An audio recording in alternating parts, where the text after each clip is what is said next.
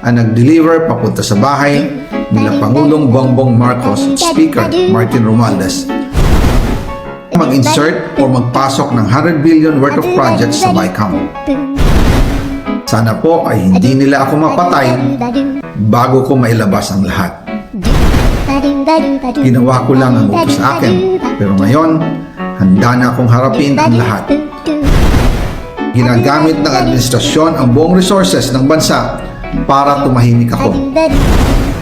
That he will shoot me if I will talk.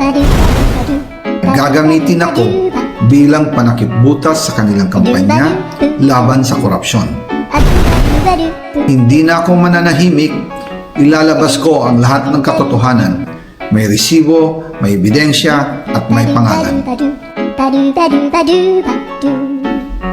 Para sa bawat Pilipino, alam ko na buo ang galit ninyo sa akin ngayon.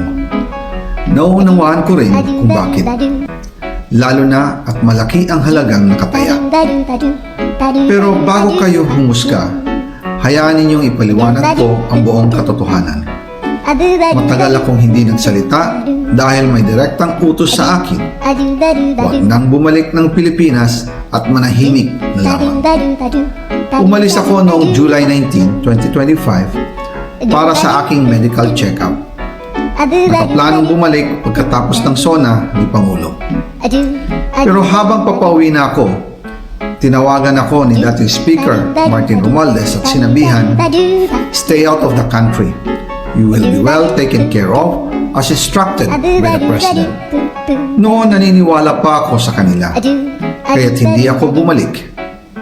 Tumikom ang aking bibig, sumunod ako, pero ang hindi ko